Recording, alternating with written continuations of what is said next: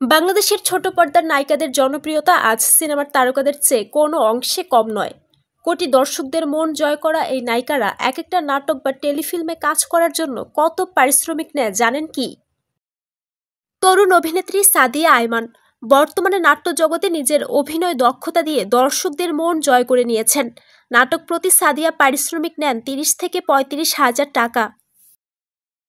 বর্তমানে বেশ ব্যস্ত সময় পার করছেন তানিয়া বৃষ্টি। কাজের প্রতি আগ্রহ এবং সম্মানের কারণেই সবার কাছে গ্রহণযোগ্যতা পেয়েছেন তিনি। নাটক প্রতি 30 থেকে 40,000 টাকা পারিশ্রমিক নিয়ে থাকেন এই অভিনেত্রী। অভিনেত্রী জান্নাতুল হিমির পারিশ্রমিক 35,000 টাকা থেকে বাড়িয়ে 40,000 টাকা করেছেন। অভিনেতা নিলয়ের সাথে বেশি অভিনয় করতে দেখা যায় হিমিকে। সামিরা খান মাহি প্রতি নাটকের জন্য পারিশ্রমিক নেন 40 থেকে 50,000 টাকা।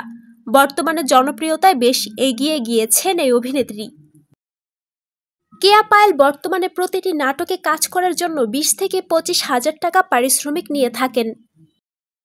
সকল ধরনের অভিনয়ের জন্য সাহস দেখানো নায়িকা সাবিলা নূর দীর্ঘদিন কম পারিশ্রমিকে কাজ করলেও বর্তমানে নাটকের সংখ্যা কমিয়ে পারিশ্রমিক বাড়িয়েছেন তিনি। বর্তমানে নাটক প্রতি 60,000 টাকা পারিশ্রমিক নিচ্ছেন সাবিলা নূর। বর্তমানে দর্শকদের পছন্দের শীর্ষে থাকা একজন অভিনেত্রী হলেন তটিনী। ছোট পর্দায় অল্প দিনের যাত্রা হলেও সাড়া ফেলেছেন সবার মনে।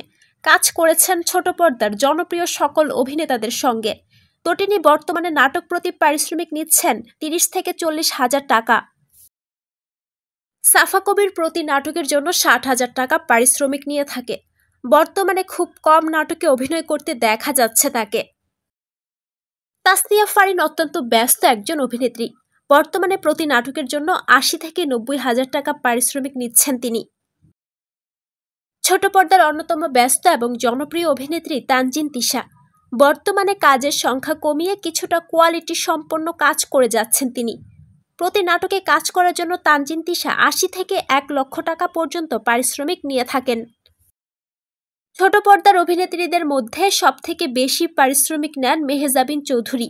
প্রতিটি নাটকে অভিনয় করার জন্য মেহজাবিন 1 লক্ষ টাকা থেকে 1,20,000 টাকা পর্যন্ত পারিশ্রমিক নিয়ে থাকেন। তো ভিউয়ার্স, ছোট পর্দার কোন নায়িকাকে আপনি পছন্দ করেন তা অবশ্যই কমেন্ট বক্সে জানাতে ভুলবেন না।